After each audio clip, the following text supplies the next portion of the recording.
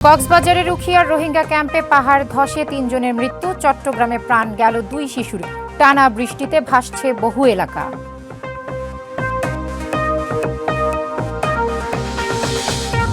Share বাজার কারসাজিতে জড়িতদের চিহ্নিত করে নেওয়া হচ্ছে ব্যবস্থা। সংসদে প্রধানমন্ত্রী বিনিয়োগকারীদের আস্থা ফেরানোর জোর সরকারের। সংবিধানের পঞ্চদশ সংশোধনী নিয়ে ৩টি আপিলের রায় কাল। পুরো বাতিল করলে তৈরি হতে পারে সাংবিধানিক শূন্যতা, শঙ্কা এক পক্ষের।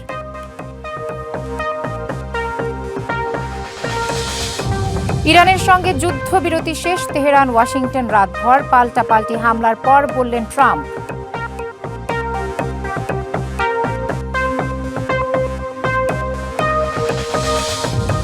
এবং মিশর আর্জেন্টিনা ম্যাচে রেফারির ভূমিকা নিয়ে সমালোচনার ঝড়। ফিফার বিরুদ্ধে মেসির দলের পক্ষ নেয়ার অভিযোগ। ২ দিনের ব্যবধানে কক্সবাজারের উখিয়ার রোহিঙ্গা ক্যাম্পে আবারও পাহাড় ধসের ঘটনা ঘটেছে। দুপুর ৫ নম্বর রোহিঙ্গা ক্যাম্পে এই ঘটনা ঘটে। এখন পর্যন্ত ৩ জনের মৃত্যুর তথ্য নিশ্চিত করেছে ফায়ার সার্ভিস। জীবিত উদ্ধার করা হয়েছে ৪ জনকে। যদিও প্রথমে ৫ জনের মৃত্যুর কথা জানিয়েছিলেন শরণার্থী ত্রাণ ও প্রত্যাবাসন কমিশনার। ক্যাম্পের বাসিন্দারা জানান, টানা বর্ষণে পাহাড়ের একটি বড় অংশ ধসে পাশের মক্তবের ওপর আছড়ে পড়ে। দুর্ঘটনার সময় মক্তবে ৩০ জনেরও বেশি শিশু ছিল। ঘটনার পরপরই স্থানীয় রোহিঙ্গা স্বেচ্ছাসেবক এপিবিএন, ফায়ার সার্ভিস এবং বিভিন্ন মানবিক সংস্থার সদস্যরা উদ্ধার অভিযান শুরু করেন। ধ্বংসস্তূপ সরিয়ে ৩ জনের মরদেহ ও ৪ জনকে জীবিত উদ্ধার করা হয়। এর আগে সোমবার রোহিঙ্গা ক্যাম্পে আলাদা পাহাড় ধসের ঘটনায় মারা যায় নারী, শিশুসহ ৯ জন।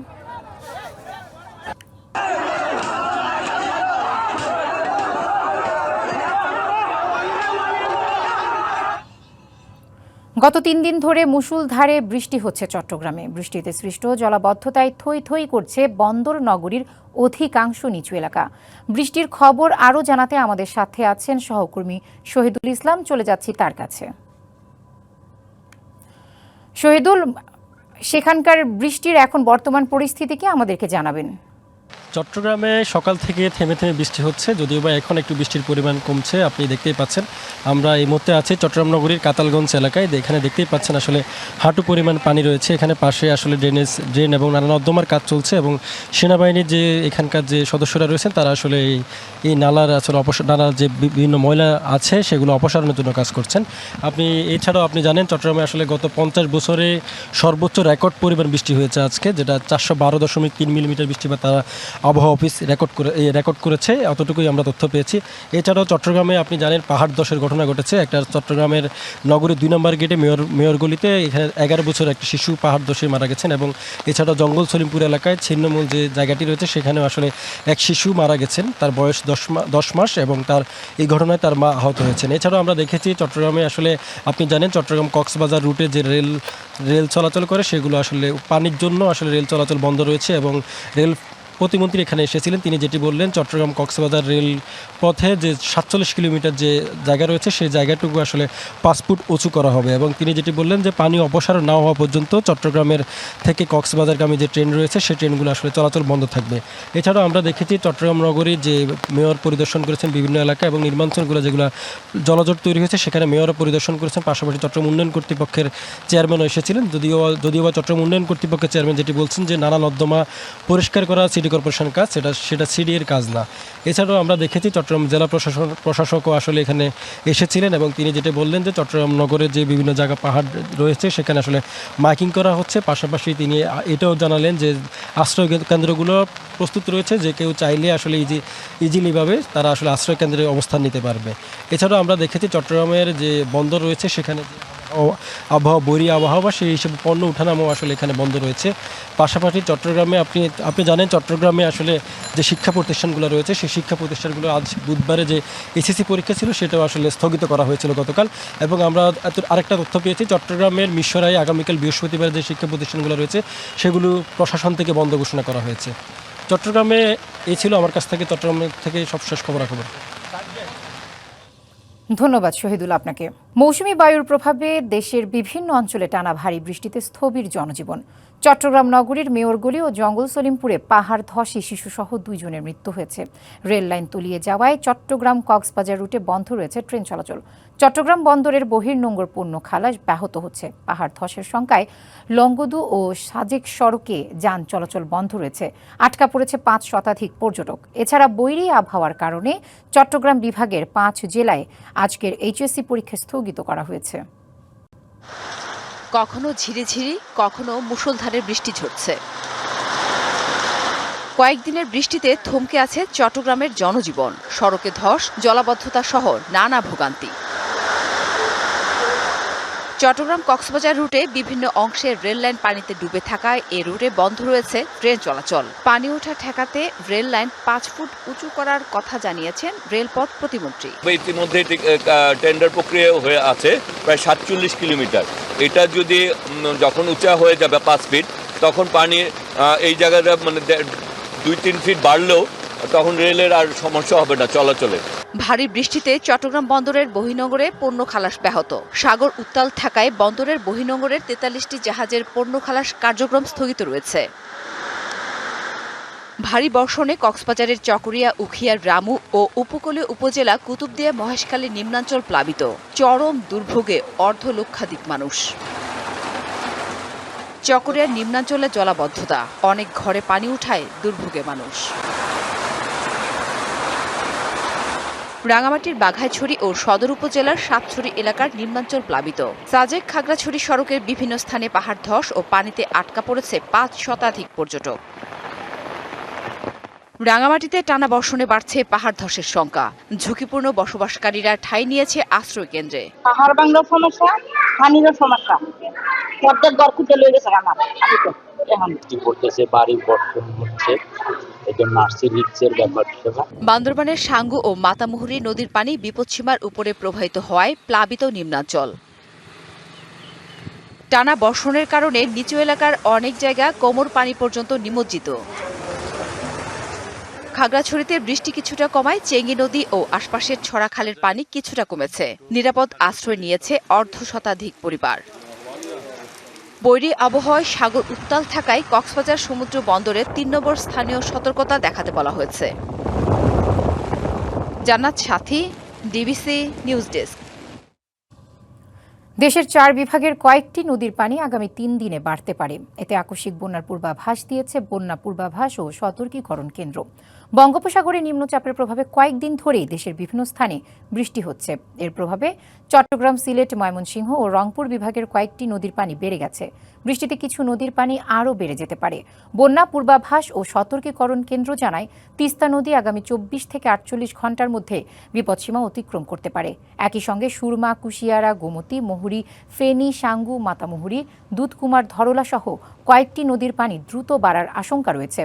বঙ্গোপসাগরে ট্রলার ডুবির ঘটনায় 11 জেলের মধ্যে 5 জনকে উদ্ধার করা হলেও এখনও 6 জন নিখোঁজ রয়েছেন। সব সমুদ্র বন্দরকে 3 নম্বর স্থানীয় সতর্ক সংকেত দেখিয়ে যেতে বলা হয়েছে। উত্তর বঙ্গোপসাগরে অবস্থানরত সব মাছ ধরার নৌকা ও ট্রলারকে পরবর্তী নির্দেশ না দেয়া পর্যন্ত উপকূলের কাছাকাছি থেকে সাবধানে চলাচল করতে বলা হয়েছে। স্বৈরাচার আমলে শেয়ার বাজার কারসাজির সঙ্গে জড়িতদের বিরুদ্ধে আইন অনুযায়ী ব্যবস্থা নেওয়া হচ্ছে, সংসদে জানিয়েছেন প্রধানমন্ত্রী তারেক রহমান।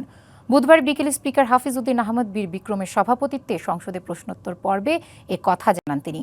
প্রধানমন্ত্রী বলেন, শেয়ার বাজারের ধারাবাহিক পতন ঘটিয়ে হাজার হাজার বিনিয়োগকারীকে নিঃস্ব করার জন্য যারা দায়ী তাদের চিহ্নিত করে আইনের মুখোমুখি করা হবে। এ বিষয়ে কাজ করছে দুদক। এরই মধ্যে কিছু ব্যক্তির বিরুদ্ধে মামলা সহ আইনি ব্যবস্থা নেওয়া হয়েছে। আরও অন্যান্য ব্যক্তি বা প্রতিষ্ঠান জড়িত কি না তা উদ্ঘাটনে কাজ চলছে। ধীরে ধীরে শেয়ার বাজারের পরিস্থিতির উন্নতি হচ্ছে জানিয়ে প্রধানমন্ত্রী বলেন, বিনিয়োগকারীদের আস্থা ফিরিয়ে আনতে বদ্ধপরিকর সরকার। অপর এক প্রশ্নের জবাবে সরকার প্রধান বলেন, শিক্ষা খাতে বাজেট বরাদ্দ বাড়িয়ে মোট দেশজ উৎপাদনে জিডিপির 2% উন্নীত করা হয়েছে। কেলেঙ্কারি অভিযোগ দুদক কর্তৃক অনুসন্ধান কার্যক্রম পরিচালনা করা হয়েছে, যার প্রেক্ষিতে কতিপয় ব্যক্তিকে চিহ্নিত করে মালামাল সহ তাদের বিরুদ্ধে আইনানুগ ব্যবস্থা গ্রহণ করা হয়েছে। এছাড়া শেয়ার মার্কেট কেলেঙ্কারির সাথে আরও অন্যান্য যে সকল ব্যক্তি প্রতিষ্ঠান জড়িত কিনা তা উদ্ঘাটনের কার্যক্রম চলমান রয়েছে। প্রধানমন্ত্রী তারেক রহমানের কার্যক্রমে সন্তুষ্ট দেশের প্রায় ৭৫% মানুষ। এ তথ্য উঠে এসেছে দ্য ডেল্টা গ্রামের নতুন এক জনমত জরিপে। ৩,০০০ প্রাপ্তবয়স্ক নাগরিকের উপর পরিচালিত জরিপে ৭৫.৩% উত্তরদাতা বলেছেন তারা প্রধানমন্ত্রীর কাজে সন্তুষ্ট। তবে ১৭.৫% অসন্তোষ প্রকাশ করেছেন, আর ৭.২% কোনো মতামত দেননি। জরিপ অনুযায়ী সর্বোচ্চ অনুমোদনের হার রংপুর বিভাগে, যেখানে সমর্থন ৮৩.১%, আর সর্বনিম্ন ঢাকা বিভাগে ৭০.৪%। শহরের তুলনায় গ্রামীণ এলাকায় প্রধানমন্ত্রীর প্রতি সমর্থন বেশি বলেও জানিয়েছে জরিপটি। ১২ থেকে ২৪ জুন পর্যন্ত পরিচালিত এ জরিপে ২ ধাপের স্তরভিত্তিক সম্ভাব্য নমুনা পদ্ধতি ব্যবহার করা হয়। জুলাই সনদ নিয়ে বিএনপি অন্তহীন প্রতারণা করছে বলে অভিযোগ করেছেন বিরোধী দলীয় নেতা ও জামায়াতের আমির ডাক্তার শফিকুর রহমান। জুলাই সনদ নিয়ে সরকারি দলের তামাশার কারণে ভবিষ্যতে জনগণ রাজনীতিবিদদের আর বিশ্বাস করবে না বলেও মন্তব্য তার। আর জুলাই সনদ ও গণভোটের রায় বাস্তবায়নের দাবি জানিয়েছে জুলাই শহীদ ও আহত পরিবারের সদস্যরা। জুলাই গণ অভ্যুত্থানের চেতনা, গণভোটের রায় বাস্তবায়ন এবং জুলাই গণহত্যা ও মানবতা বিরোধী অপরাধের বিচার শীর্ষক সেমিনারের আয়োজন করে ১১ দলীয় ঐক্য। রবিবার রাজধানীর ডিপ্লোমা ইঞ্জিনিয়ার্স ইনস্টিটিউটে এই সেমিনারে উপস্থিত ছিলেন জামায়াত ইসলামীর আমির ও বিরোধী দলীয় নেতা ডাক্তার শফিকুর রহমান সহ ১১ দলের শীর্ষ নেতারা। জুলাই গণ অভ্যুত্থানের শহীদ ও আহত পরিবারের সদস্যরাও অংশ নেন সেমিনারে। দেশের মানুষের সাথে বেঈমানি না করে, জুলাই যোদ্ধাদের সাথে বেঈমানি না করে, আহত ও শহীদ পরিবারদের সাথে বেঈমানি না করে। গণহত্যার প্রমাণ থাকার পরও নিষিদ্ধ সংগঠনের বিচার কচ্ছপের গতিতে চলছে বলেও অভিযোগ জোট নেতাদের। যারা গণহত্যা সংগঠিত করেছে বাংলাদেশে, তাদেরকে যথোপযুক্তভাবে বিচারের আওতায় নিয়ে এসে এই বাংলাদেশে জুলাই গণহত্যাকারীদের শাস্তি অবশ্যই কার্যকর করতে হবে। গণভোটের রায় বিএনপি কিন্তু ইচ্ছা করে না মেনে রাজনীতিতে ইচ্ছা করে একটা সংকট তৈরি করে। বিএনপি কেন, বিএনপি, আওয়ামী লীগ এবং ভারত মিলে এই জুলাই বিপ্লবকে আটকে রাখতে পারবে না ইনশাআল্লাহ। জুলাই সনদ নিয়ে বিএনপির বিরুদ্ধে প্রতারণার অভিযোগ করেন বিরোধী দলীয় নেতা ডাক্তার শফিকুর রহমান। মান অভিমান ছেড়ে জনগণের রায়ের প্রতি সম্মান দেখানোর আহ্বান তার। জুলাই যোদ্ধাদের নিয়ে যে বাড়াবাড়ি করা হচ্ছে, আপনারা সংযত হন। সংযত না হলে জনগণের উত্তাল ঢেউ আর জোয়ারের সমস্ত কড়কোটা ভেসে যাবে। গণভোটের রায় নিয়ে কোনো অপমান সহ্য না করার কথা জানান বিরোধী দলীয় নেতা। নতুন পুরনো কোনো ফ্যাসিবাদকে মেনে নেওয়া হবে না বলেও হুঁশিয়ারি দেন তিনি। এখানে সংশোধনী কমিশন করার জন্য গণভোট হয় নাই। গণভোট হয়েছে দেশের পচা রাজনীতির আমূল পরিবর্তন সাধনের জন্য। ফ্যাসিবাদের মূল কেটে দেওয়ার জন্যে আমরা সেই সংস্কার চাই। বিএনপি ওয়াদা থেকে সরে গিয়েছে। গণভোটের রায় বাস্তবায়নে এক চুল পরিমাণ ছাড় দেওয়া হবে না বলেও সাফ জানান জামায়াত আমির। কিন্তু জনগণের অধিকারের ব্যাপারে এক চুল পরিমাণ ছাড় দেওয়া হবে না। Hasan Al Mamun, DBC news, Dhaka. সংবিধানের পঞ্চদশ সংশোধনী নিয়ে হাইকোর্টের রায়ের বিরুদ্ধে শুনানি শেষ হয়েছে। কাল ৩টি আপিলের রায় ঘোষণা করবে প্রধান বিচারপতি জুবায়ের রহমান নেতৃত্বাধীন আপিল বিভাগ। আপিলকারীর একটি পক্ষ পুরো সংশোধনী বাতিল চাইলেও অন্য পক্ষ বলছে পুরো বাতিল করলে তৈরি হতে পারে সাংবিধানিক শূন্যতা। পঞ্চদশ সংশোধনী পুরোপুরি নাকি আংশিক বাতিল করে সংসদের উপর ছেড়ে দেওয়া হবে, সেই ফয়সালা হবে এই রায়ে। পঞ্চদশ সংশোধনীর মাধ্যমে ২০১১ সালে তত্ত্বাবধায়ক সরকার ব্যবস্থা বিলোপসহ সংবিধানের ৫৪টি বিধানে পরিবর্তন আনে তৎকালীন আওয়ামী লীগ সরকার। তবে ২৪-এর অভ্যুত্থানের পর ওই সংশোধনীর বৈধতা চ্যালেঞ্জ করে রিট করা হয়। পরে আপিল বিভাগের রায়ে তত্ত্বাবধায়ক সরকার ব্যবস্থা, হাইকোর্টের রায়ে গণভোটের বিধান ফিরলেও পঞ্চদশ সংশোধনী সম্পূর্ণ বাতিল না করে অন্য বিধানগুলো সংসদের ওপর ছেড়ে দেওয়া হয়। হাইকোর্টের এই রায় নিয়ে ফের আইনি লড়াই হয় আপিল বিভাগে। করার পরে যেটা দাঁড়িয়েছে যে সুপ্রিম জুডিশিয়াল কাউন্সিল সহ ৩টি ধারার সুরক্ষা চেয়ে বাকি পুরো সংশোধনী বাতিল চান আপিলকারী বদিউল আলম মজুমদারের আইনজীবী। আর পুরো সংশোধনী বাতিল করলে সাংবিধানিক শূন্যতার শঙ্কা জামায়াতের আইনজীবীর। এই পঞ্চদশ সংশোধনী পুরোটা বাতিল করবেন না, এটি আমাদের প্রত্যাশা। পুরোটা বাতিল করলে বেশ কিছু ভ্যাকুয়াম বা শূন্যতা দেখা দিবে। এই শূন্যতা সাংবিধানিক শূন্যতার জন্ম দিবে এবং এতে বাংলাদেশ নামক রাষ্ট্রটি সাংবিধানিক দৃষ্টিকোণ থেকে নানান জটিলতার মধ্যে পড়তে পারে। সংবিধানের সাথে এক ধরনের প্রতারণা হয়েছে। দেশে একটা কর্তৃত্ববাদী ব্যবস্থা চালু করার জন্য এটা করা হয়েছে এবং আরও যে সমস্ত সুরক্ষা আছে একটা সংশোধনী পাশ করার, সেগুলো এখানে অনুসরণ করা হয়নি। সংসদে কোনো বিতর্ক হয়নি। সংসদীয় কমিটির মতামত একজনের ইচ্ছায় উপেক্ষা করা হয়েছে। অ্যাটর্নি জেনারেল বলছেন, আপিল বিভাগ প্রয়োজন মনে করলে কিছু বিষয়ে সংশোধন করে বাকিগুলো সংসদের ওপর ছেড়ে দিতে পারে। আমাদের সাংবিধানিক মৌলিক কাঠামোর পরিপন্থী যদি কোনো সাংবিধানিক সংশোধনী হয়, তাহলে সেটা যে হাইকোর্ট ইতিপূর্বে 8ম সংশোধনের মামলা থেকে শুরু করে বেশ কয়েকটি মামলায় যে সিদ্ধান্ত দিয়েছেন, সেটা তো অবশ্যই সেটা আদালত দেখবেন। আর একটা হচ্ছে, যদি সংবিধান বহির্ভূত যদি কোনো কার্যক্রম গ্রহণ করা হয় সংবিধান সংশোধনের নামে, তাহলে সেটাও কিন্তু আদালত ইতিপূর্বে কিন্তু সেগুলো বাতিল ঘোষণা করেছেন। বুধবার টানা 3 কার্যদিবস আপিল শুনানির পর বৃহস্পতিবার রায় ঘোষণার দিন ধার্য করে আপিল বিভাগ। নাজমুল হুদা, ডিবিসি নিউজ, ঢাকা।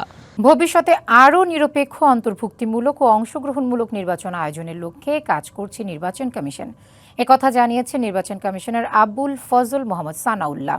সকালে রাজধানীর একটি হোটেলে নির্বাচন পর্যবেক্ষণ, সংস্কার ও নির্বাচন ব্যবস্থা নিয়ে অংশীজনদের সঙ্গে সংলাপে কথা জানান তিনি। বলেন, বিভিন্ন পর্যবেক্ষক সংস্থার মূল্যায়ন ও সুপারিশ গুরুত্বের সঙ্গে নেওয়া হচ্ছে। জাতীয় স্থানীয় সরকার নির্বাচন ভিন্ন আইনি কাঠামোর আওতায় অনুষ্ঠিত হয় উল্লেখ করে তিনি জানান, সংশ্লিষ্ট আইনগুলো পর্যালোচনা ও সংস্কারের কাজ চলছে। নির্বাচন পরবর্তী মূল্যায়নও সম্পন্ন করেছে কমিশন এবং সব অংশীজনকে সঙ্গে নিয়ে এগিয়ে যেতে চান তারা। সংলাপে ইউরোপীয় ইউনিয়নের রাষ্ট্রদূত মাইকেল মিলার বলেন, বাংলাদেশের নির্বাচন ব্যবস্থার উন্নয়নে সম্পৃক্ত থাকতে চান তারা। বিশেষ করে নারী, সংখ্যালঘু ও পিছিয়ে পড়া জনগোষ্ঠীর অংশগ্রহণ বাড়াতে নির্বাচন কমিশনের সঙ্গে যৌথভাবে কাজ করার আগ্রহ প্রকাশ করেন তিনি।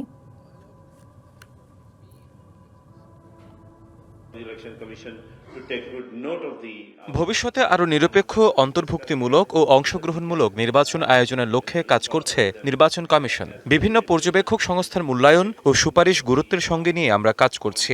নির্বাচন পরবর্তী মূল্যায়নও সম্পন্ন করেছি আমরা। সব অংশীজনকে সঙ্গে নিয়ে এগিয়ে যেতে চাই কমিশন।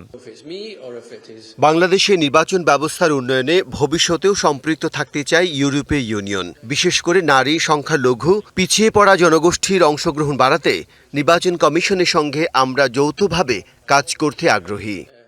দেশের যে কোনো দুর্যোগের সময় আলোকবর্তিকা হয়ে জাতিকে পথ দেখায় ঢাকা বিশ্ববিদ্যালয়, এমন মন্তব্য করেছেন জাতীয় সংসদের deputy speaker barrister Kaiser Kamal. বুধবার টিএসসি মিলনায়তনে ইতিহাস বিভাগের নবীনবরণ অনুষ্ঠানে কথা বলেন তিনি। এ সময় বিভাগের ছাত্র হিসেবে অতীত স্মৃতিচারণ করে শিক্ষার্থীদের নিয়মিত শ্রেণীকক্ষে আসার পরামর্শ দেন তিনি। যখনই দেশে কখনো দুর্যোগ নেমে আসে, ঢাকা বিশ্ববিদ্যালয় পথ প্রদর্শক হিসাবে কাজ করেন। ঢাকা বিশ্ববিদ্যালয় হচ্ছে, আমরা যদি মনে করি যে there is a light end of the tunnel, Dhaka বিশ্ববিদ্যালয় হচ্ছে সেই লাইট যে সবসময় তার আলোকবর্তিকা দিয়ে দেশকে, জাতিকে নেতৃত্ব দিয়ে পথ প্রদর্শকের ভূমিকায় পালন করেন। যুবদলের নাম ভাঙিয়ে কেউ বেআইনি কর্মকাণ্ড চালানোর সুযোগ পাবে না বলে জানিয়েছেন সংগঠনটির সভাপতি আব্দুল মোনায়েম মুন্না। তিনি বলেন, ভবিষ্যতে কেউ যাতে সংগঠনের সুনাম ক্ষুণ্ণ করতে না পারে সেজন্য কঠোর নীতি গ্রহণ করেছে যুবদল। বুধবার রাজধানীর নয়াপল্টনের একটি হোটেলে সংবাদ সম্মেলনে এসব কথা বলেন তিনি। এ সময় এক প্রশ্নের জবাবে সংবাদ মাধ্যমকে নৈতিকতা ও পেশাদারিত্ব ঠিক রাখার আহ্বান জানান যুবদল সভাপতি। যুবদলকে জড়িয়ে প্রকাশিত সংবাদ সত্য নয় বলেও দাবি করেন তিনি। সংগঠনের সাধারণ সম্পাদক নুরুল ইসলাম নয়ন বলেন, অভ্যন্তরীণ বৈঠকে মতানৈক্য হওয়া স্বাভাবিক, কিন্তু সেটি কখনো শালীনতা লঙ্ঘন করে নয়। এই যে সিন্ডিকেট নিউজ, আমরা এটার বিরুদ্ধে, আপনারাও সোচ্চার হন, কারণ সাংবাদিকতাকে যারা কলুষিত করছে তাদের বিরুদ্ধে আপনাদেরও সোচ্চার হওয়া দরকার। কোন ব্যক্তি কিংবা গোষ্ঠী সংগঠনের নাম ব্যবহার করে বেআইনি কর্মকাণ্ড চালানোর কোনো সুযোগ পাবে না। ভবিষ্যতে যাতে কেউ সংগঠনের সুনাম ক্ষুণ্ণ করতে না পারে সেজন্য জাতীয়তাবাদী যুবদল কঠোর নীতি গ্রহণ করেছে। নীতিমালা না মানা আর দুর্বল চুক্তির কারণে বাণিজ্যের আড়ালে বাড়ছে টাকা পাচারের ঝুঁকি। একই সঙ্গে আশঙ্কাজনক হারে বেড়েছে খেলাপি ঋণের আড়ালে জোরপূর্বক ঋণ বা ফোর্সড লোন দেওয়ার প্রবণতাও। রাজধানীর মিরপুরে Bangladesh institute of bank management BIBM এর এক গবেষণা প্রতিবেদনে এমন তথ্য উঠে এসেছে। এ সময় ব্যাংকের শীর্ষ কর্মকর্তারা বলেন, দেশের অধিকাংশ ব্যাংকার এখনও প্রথাগত এলসির বাইরে আধুনিক ট্রেড রিস্ক বিশ্লেষণে দক্ষ নন। অন্তর্বর্তী সরকারের সময় তৈরি করা শ্বেতপত্রের তথ্য অনুযায়ী আওয়ামী লীগের 15 বছরে দেশ থেকে পাচার হয়েছে $234 বিলিয়ন। সে সময় দাবি করা হয় বড় অঙ্কের এ অর্থ পাচার হয়েছে আমদানি রপ্তানি বাণিজ্যের আড়ালে। রাজধানীর মিরপুরে BIBM আয়োজিত সেমিনারে ব্যাংকাররাও বললেন, বাণিজ্যের আড়ালে অর্থ পাচারের পথ এখনো খোলা আছে। তাদের অভিযোগ, নীতিমালা যথাযথ না মানা এবং দুর্বল চুক্তির কারণেই বাণিজ্যের আড়ালে বাড়ছে অর্থ পাচারের ঝুঁকি। ব্যাংকাররাই বেশিরভাগ সময় হচ্ছে লায়াবল, তারা খুবই উদাসীন এবং ব্যাংকগুলো কিন্তু খুব বড় ধরনের বিপদে পড়ে যায়। কারণ আমরা হচ্ছে টাকা কেটে নেই এবং আমরা বলি যে ওই কর্মকর্তার বিরুদ্ধে ব্যবস্থা নেন যিনি এটা প্রসেস করেছেন। BIBM এর গবেষণায় উঠে এসেছে, ঋণ খেলাপিদের জোর করে ঋণ বা ফোর্সড লোন দেওয়ার প্রবণতা বেড়েছে। ঋণে খেলাপির তথ্য আলাদা করে না দেখানোর কারণে প্রকৃত ঝুঁকি আড়ালে থাকছে বলেও জানানো হয়। শীর্ষ ব্যাংকাররা বললেন, বছর শেষে উন্নয়নশীল দেশের স্বীকৃতি মিললে আরও চাপে পড়বে ব্যাংক খাত। তাদের অভিযোগ, অধিকাংশ ব্যাংকারই এখনো আমদানি রপ্তানি বাণিজ্যে লেটার অফ ক্রেডিট বা LC ছাড়া অন্য কোনো মাধ্যমে অভ্যস্ত নন। যতক্ষণ পর্যন্ত লিগ্যাল এনফোর্সেবিলিটি আপনি এনশিওর করবেন না, যে মানে ডিফল্ট করলে আপনাকে পানিশমেন্টের আওতায় আসতে হবে, ততক্ষণ পর্যন্ত এগুলো হ্যান্ডেল করতে পারবেন না। কারণ এগুলো ব্যাংকাররা কখনোই এই ধরনের ডিফল্ট হ্যান্ডেল করতে পারবে না। দুর্বল ব্যাংক খাতের সুদিন ফিরিয়ে এনে অর্থনীতিকে আবারও শক্ত অবস্থানে নিতে ব্যাংকিং নিয়ম নীতি পরিপালনে কঠোর হওয়ার তাগিদ দেন বক্তারা। Lamia Hossain, DBC news, Dhaka. এবার দেশি বিদেশি অপেক্ষাকৃত ভালো ব্যাংকগুলোর বিরুদ্ধেও অর্থ পাচারে জড়িয়ে পড়ার অভিযোগ উঠেছে। পাচারে জড়িতদের শনাক্ত করতে রাষ্ট্রায়ত্ত, সোনালী, অগ্রণী ও জনতা, বেসরকারি খাতের ব্র্যাক ও প্রাইম এবং বিদেশি ব্যাংক HSBC-তে চিরুনি অভিযান শুরু করেছে বাংলাদেশ ব্যাংকের বিশেষ তদন্ত দল। ব্যাংকগুলোর বিরুদ্ধে অভিযোগ, আমদানির বিপরীতে নস্ট্র অ্যাকাউন্টের মাধ্যমে ডলার পরিশোধ করা হলেও গ্রাহকের নামে কোনো ঋণ বা দায় সৃষ্টি করা হয়নি। শুধু তাই নয়, এমন গুরুতর অর্থ পাচারের প্রমাণ ধ্বংস করতে IT সিস্টেম থেকে এই সংক্রান্ত গুরুত্বপূর্ণ তথ্য মুছে ফেলারও অভিযোগ উঠেছে এসব ব্যাংকের বিরুদ্ধে। তদন্ত কর্মকর্তাদের প্রাথমিক অনুসন্ধান বলছে, ব্যাংকগুলো ট্রেজারি ও IT বিভাগের কিছু অসৎ কর্মকর্তা এই চক্রের সাথে সরাসরি জড়িত। ট্রেজারি বিভাগে এ ধরনের আর কি পরিমাণ তথ্য মুছে ফেলা হয়েছে এবং এর আড়ালে সংশ্লিষ্ট গ্রাহকরা বিদেশে কি পরিমাণ অর্থ পাচার করেছে তা উদ্ঘাটনে বিশেষ চিরুনি অভিযান চলছে ব্যাংকগুলোতে। তদন্তের জন্য বাংলাদেশ ব্যাংক থেকে 6টি বিশেষ তদন্ত টিম গঠন করা হয়েছে। 2016 সালে কুষ্টিয়ায় যৌতুকের দাবিতে স্ত্রী তুলি খাতুনকে হত্যা মামলায় স্বামী আজাদ মণ্ডলের মৃত্যুদণ্ড বাতিল করে যাবজ্জীবন দিয়েছে হাইকোর্ট। বুধবার বিচারপতি ভীষ্মদেব চক্রবর্তী ও বিচারপতি KM রাশেদুজ্জামানের হাইকোর্টের বিশেষ বেঞ্চ এ রায় দেয়। ডেথ রেফারেন্স ও আপিল শুনানিতে রাষ্ট্রপক্ষের আইনজীবী ছিলেন ডেপুটি অ্যাটর্নি জেনারেল মোহাম্মদ ইমাম হোসেন তারিক। তিনি জানান, ঘটনার পর শুরু থেকেই আসামি জেলে ছিলেন এবং বয়স বিবেচনার পাশাপাশি নানা নথিপত্র বিশ্লেষণ করে আদালত এই রায় দেয়। এর আগে 2019 সালের 8ই মে কুষ্টিয়ার নারী ও শিশু নির্যাতন দমন বিশেষ আদালতের বিচারক মুন্সি মশিয়ার রহমান আজাদ মণ্ডলকে মৃত্যুদণ্ডের রায় দেন। এর আগে হাইকোর্টে আপিল করেন আজাদ মণ্ডল। ইরানের সঙ্গে যুদ্ধবিরতি শেষ হয়ে গেছে। যুক্তরাষ্ট্র ও ইরানের মধ্যে রাতভর পাল্টাপাল্টি হামলার পরে কথা জানিয়েছেন মার্কিন প্রেসিডেন্ট ডোনাল্ড ট্রাম্প। এদিকে নিরাপত্তা রক্ষায় যে কোনো পদক্ষেপ নিতে প্রস্তুত ইরান। মধ্যপ্রাচ্যের আকাশে আবারও বারুদের গন্ধ। ভেঙে গেছে ইসলামাবাদ শান্তি চুক্তি। মাত্র 20 দিন আগে হয়েছিল সমঝোতা সই। এরই মধ্যে নতুন করে সংঘাতে জড়িয়েছে ওয়াশিংটন ও তেহরান। মঙ্গলবার রাতে ইরানে আকস্মিক বিমান হামলা চালায় মার্কিন সেন্ট্রাল কমান্ড। ইরানের 80টির বেশি সামরিক স্থাপনায় হামলা চালিয়েছে যুক্তরাষ্ট্র। এর মধ্যে রয়েছে এয়ার ডিফেন্স সিস্টেম ও রাডার সাইট। ইরানের রাষ্ট্রীয় গণমাধ্যম হামলার খবরটি নিশ্চিত করেছে। খার্গ দ্বীপ ও কেশম দ্বীপেও বিস্ফোরণ হয়। এ বিষয়ে মার্কিন প্রেসিডেন্ট ডোনাল্ড ট্রাম্প জানান, ইরানের সাথে সব ধরনের চুক্তি শেষ হয়েছে। আমি আর তাদের সাথে কোনো চুক্তি করতে চাই না। তারা জঘন্য। যদি তাদের কাছে পারমাণবিক অস্ত্র থাকে তারা সেটা ব্যবহার করত। এই চুক্তি এখানেই শেষ। ইরান কেবল সময় নষ্ট করছে।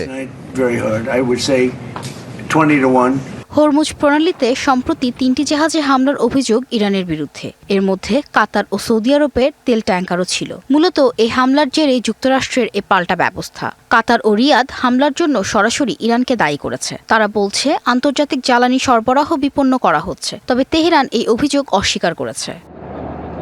Rahnuma Fermin, DBC news desk.